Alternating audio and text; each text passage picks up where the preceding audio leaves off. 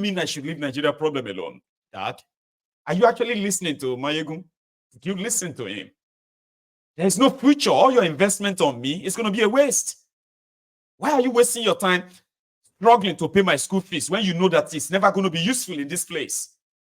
Are you not thinking about that? I am talking to that generation. I'm not talking to some of you who are still doubting. The only thing I don't like about that Mayegun is because I wish Mayegun is born again. There are some of you who wishes that I am born again. There are some of you who wishes that, he said that he was raised as Abdul Rashid, a Muslim. I really wish he stayed that way. It would have been a beautiful this or that. I'm not talking to you. I'm not talking to you. I'm just here to make you feel guilty when you know the role you are playing in all of this. How you are enabling this madness in Nigeria in your own small way by gaslighting people, blackmailing people, discouraging people from speaking out. That is why you are watching me every evening. It is to make you feel guilty, whatever role you are playing in all of this. Because in Nigeria, all of us, they shout, say, all of them are bad. Every of these criminals, all these people. But majority of you, too, you have relationship with them. You know some of them. Some of you, you have benefited directly from them. But you are here, adding to the number of the viewers. You are making sense. My ego is true. But you are probably doing like this to me. You're wasting your time. I'm not talking to you. In case some of you don't know. A lot of you can't really be really useful anymore. Nigeria has dealt with a lot of us, Baba. 28 years of my life was spent in Nigeria. Do you really think if Nigeria was a real place, that 28 years would have just been like that? No, it won't. And there are many other 28-year-olds in Nigeria today who have no idea what their life is going to be about, what they want to do with their lives right now. You know? So when you come onto my platform that way, right, it is to make you feel guilty, in case if I haven't told you. A lot of you need to feel guilty, but a lot of you can't do anything. That's why you come here all the time and you're like, people need to do something. Our people need to, which our people? You are seated. You are not standing. But we are here every evening with you. I know. That's good. I want you to be a vessel, Ni. It's not because you can change anything. Some of you cannot. Some of you are already dry fish. You know what I mean? Like, there's nothing you can do. It's not your fault anymore. But you can still be a vessel. A vessel of truth. A vessel, you know, like a seed of almond that be almond seed. You are not completely useless. You can still be a vessel of that good message for the younger generations around you. You can help us make that number grow faster. That's why you are also here. There's a generation that is not going to be shouting, we no go gree, oh, we no go gree. Lie, never, we no go gree. Beside Carter Bridge in Lagos, far away from Alausa, Freedom Park, Abuja, far away from the Aso Rock. No, that's not the generation that's going to kind of make any difference, right? You see now, like the message is also multi-purpose, Abi. The system you have in Nigeria will continue to produce the likes of Akpabiole. Yes, until we have people who are enlightened, educated enough to help us join us in destroying that establishment, the entire structure of their establishment that is the weapon fashioned against every one of us, if we get sense. They need education. They do. Nigeria is being led by charlatans, lawless criminals. Lawbreakers are their lawmakers. You know, drug dealers, money launderers, treasury looters, human traffickers, gun runners, terror sponsors, terror jihadist sponsors. These are those who are taking decisions for that contraption. There's no way you can win that. No way. Talking about court though, right? This guy is saying something about, I want you to listen, Sha. What is it that Fubara did not give you that led to this war, that led to an impeachment being served on him on that day? that led to him being fired at and hot water tank sprayed on him by the police? I want all Nigerians to ask that question, because getting at that question will help us to unravel what this whole madness is all about. What happened? Because even Asiwaju, with all his political maverick style, doesn't control Lagos 100%. They share it among the key stakeholders you have in the GSC, or what they call that group. But you are the only one. You bought all their nomination form. You bought their pillowcase and their bed. You put the senators, you put the rep, you put the state assembly, you put the local government. You have the commissioner for finance, you have IGRIC, you have works, you have accountant general, you have chairman of board. You have everything. You are awarded the project. The soul of the government, you have it.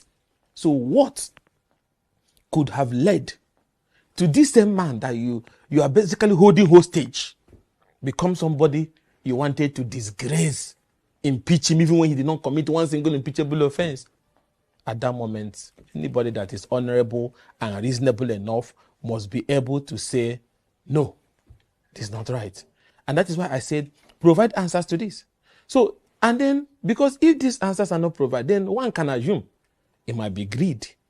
It might be excessive dictatorial tendencies that must have led you to now say you even capture the man's A, so that you ration the A that he's going to breed. So this whole thing was unwarranted. Fubara is not the aggressor. And who means what? My friend, Nyesom Wike, is the aggressor, not Fubara. The offer for vice president. And which will bring us to the issue of, you once made us believe that this struggle was about South. So if they have made you that VP, so it wasn't about South, it was about you. Though the South is you. Because now, yes, for whatever reason, Atiku didn't announce him as vice president. He announced Okowa. Is Okowa a lesser human to be a vice presidential candidate? For whatever reason, it was about service and the South. Since you are willing to be a VP, but it wasn't given to you, it was given to Okowa, your brother, you support him. You support him 100%. So people can go. Today, we in the Southeast South, we don't have VP, we don't have president. Courtesy of you. Everything was thrown to the ground. So character, measuring character is also important, because now we begin to realize, from the beginning, you brought shade. Because when people say he contributed so much, no. He didn't contribute more than some of us. We all contributed. Everybody contributed. Because the question I will ask you, what did you actually save us from? You saved us from the fire you put. So when a man puts fire in his bedroom and he gets an extinguisher to take it out, we'll hail him as a great man. You brought Sheriff single-handedly. Some of us had reservation about it because of his past in AMPP. Who started quarreling with Sheriff when they were shooting canisters in Port Harcourt at the convention? You. It ended in commotion, remember? We all went to court. Part of that court I went. I was the one that secured it. I went to court. I secured the injunction, the court judgment that nullified Sheriff chairmanship and quest to hold on to power. I have stake. I know this journey very well. So you led us into that crisis. Then at the end of the day, party was polarized. Crisis everywhere. We managed to survive that era. Factions in every part of the party. In Edo, he has Danobi, them creating crisis. In Cross River, he has Sandy Omodem creating crisis. There's no part of Nigeria that didn't have faction. In Ekiti, he has Fayoshe them. One man against one political party in pursuit and ambition that we later realize it was about him to be president or vice president. So in all these things, you still went to the convention. I fought for him. But truth, if you're a Democrat, he was defeated. To God who made him. We lost. He was defeated. So at the end of the day, he didn't become vice president. But he made us believe that it was about Southern agenda. There was no Southern agenda. Because as long as you are willing to be a vice president, it was all about you. Then you fought Okowa and Atiku them. You are right. You followed Asiwaju. You worked for APC. Even in that outing, he lost Port Harcourt. Have you forgotten? Obi defeated them. We saw the panel-beating of the results. Some of them were uploaded to the IRM. So even this own magic people said he was going to bring to Asiwaju, there was no magic he brought to Asiwaju. Asiwaju victory never came from Port Harcourt. It came from other parts of the country. Obi them still wiped them out in Port Harcourt. And they were struggling to hang on to that little vote they were able to panel beat out. That is the simple truth. But the only problem is that because over the years people have associated with him, or maybe benefited from him or whatever, they cannot look him in the eyes and tell him the truth. Some of them elders, enough to be my father. But they can't. I was not raised like that.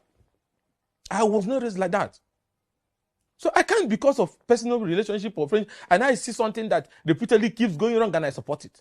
So the notion of there's nothing personal in it, and there's no sacrifice that is out of this world greater than that of the likes of Elias Ekweme, Solomon Law, Okwande, name them, all the great men and women who founded Adamu Chiroma and so on and so forth, who founded this party. No. Some weakest contribution is not bigger than that. So the values those people left, those crop of people that... We're talking about one man, Willie Wike, talking about the characters, men without characters. And then they can't, because it's all about power though, right? Shameless as well. Lawless, shameless, lawbreakers. They have no real connection to the people. They don't have any connection other than what they believe their money could do. And where did they get the money from? From the public treasury. Money that could have provided and make life easier for everyone in that country. Ended up in private pockets to pursue political self-agendas. They tried it many times. Anyway, let me quickly take us back to Kenya, where Ruto just issued a press state, he released a press statement from the government house after what happened this afternoon in Kenya. Let's go back there quickly. We'll continue.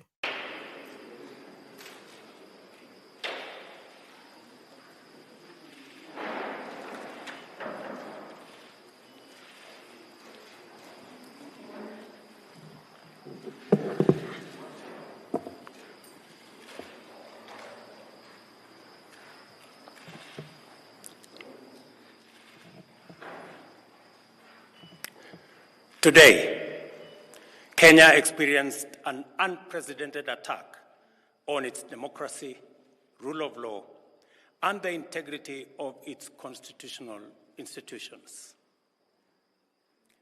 An otherwise legitimate expression of the fundamental rights and freedoms of assembly, demonstration, picketing, and petitioning of public authorities by a section of law-abiding citizens of the Republic of Kenya was infiltrated and hijacked by a group of organized criminals.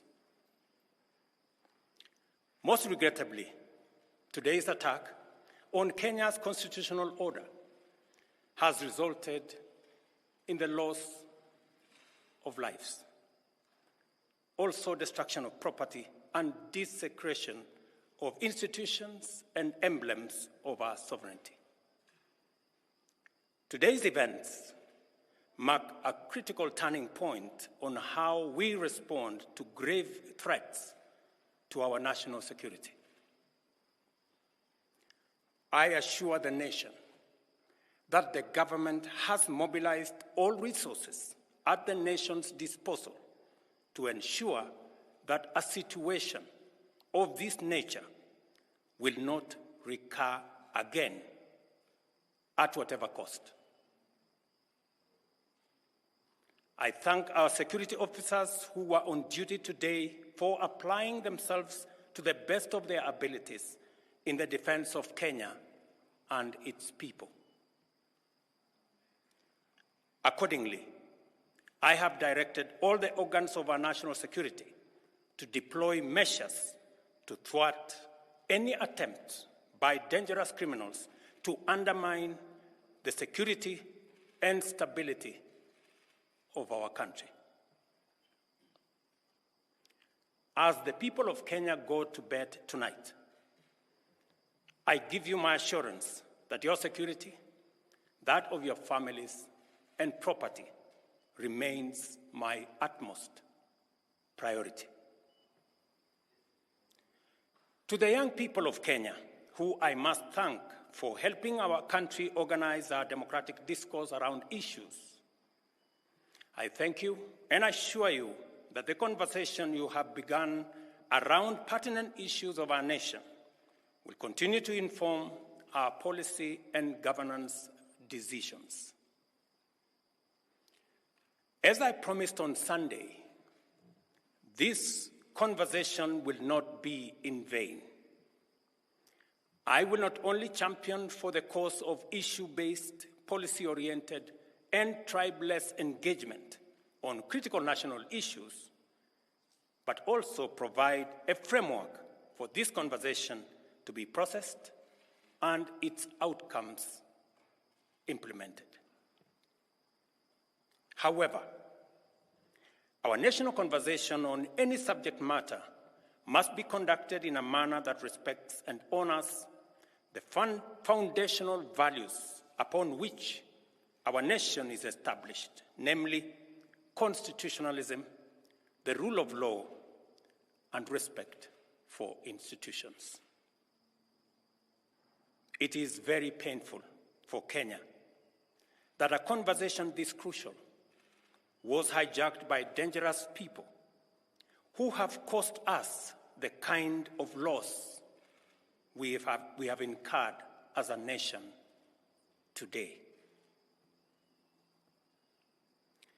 It is possible that the criminals who rained terror on innocent people and attempted to challenge our law enforcement deployments are still determined to continue with their dangerous behavior.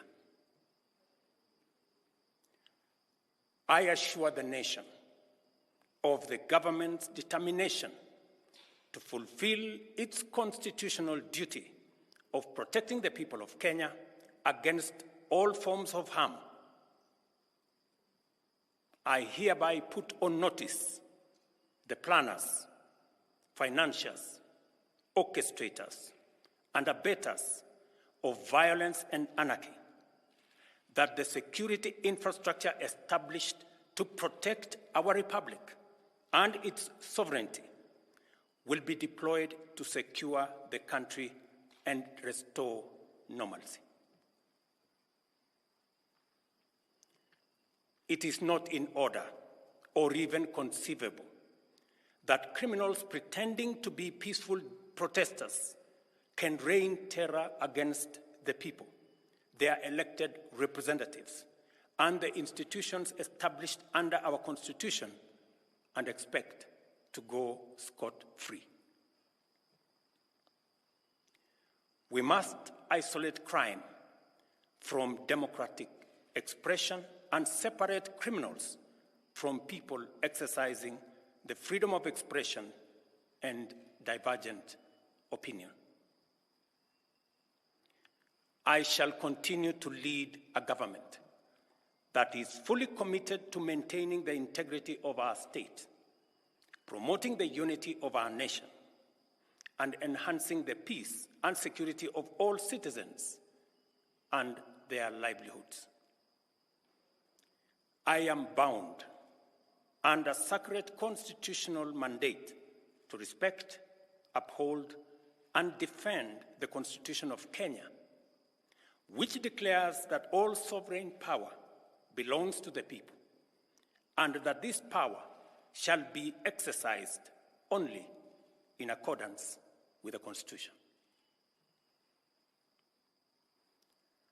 The government will therefore uphold its constitutional mandate to secure our nation and its development, and shall treat every threat to national security and the integrity of our state as an existential danger to our republic. Accordingly, I assure Kenyans that we shall provide a full, effective, and expeditious response to today's treasonous events. Thank you.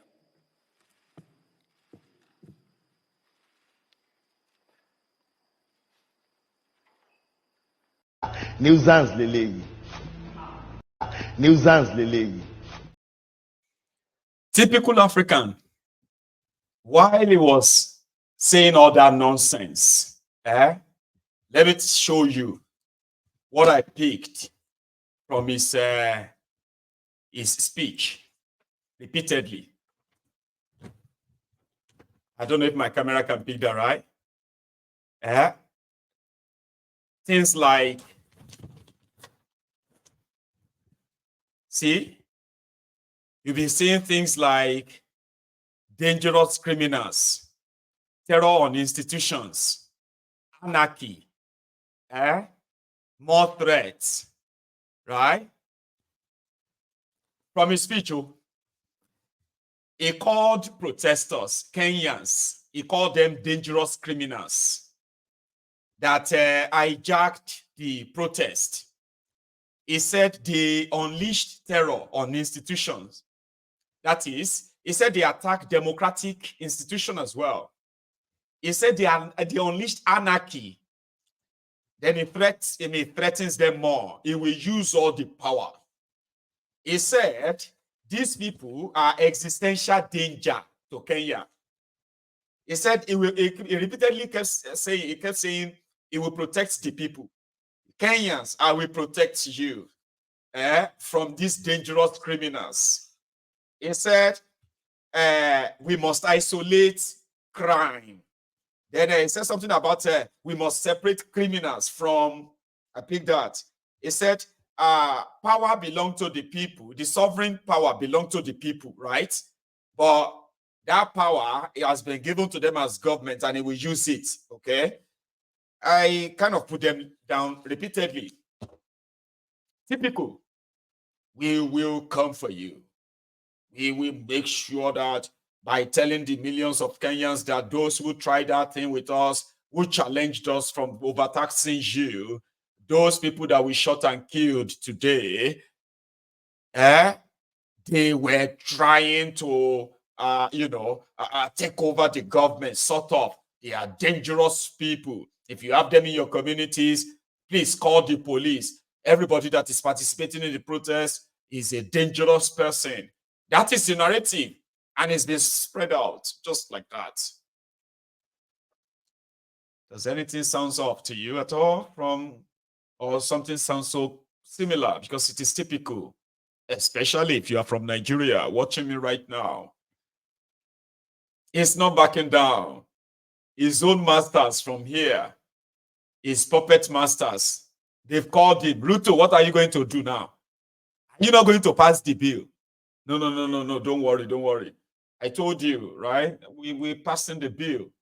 Are you going to pass it and collect the $2.5 billion loan or not? No, we will pass it. Don't worry. Give us time. Please give us time. We are working on it. Are you sure? Yes. There are possibly other dictators in Africa.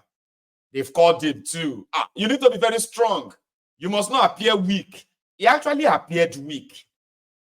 He appeared angry, right? Upset, but not as a strong-willed person. He appeared weak.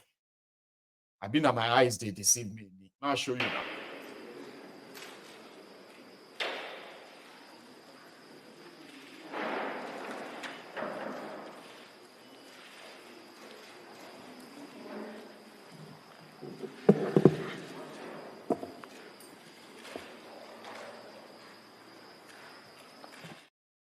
You see that his hand? He's a weak man that wants to appear strong. Your people are very much clear why they don't want this. You know, you are only asking them to take it, to accept it, suffer for it, that they will enjoy it later. And they said, if you want us to suffer for it, then you too should suffer for it too.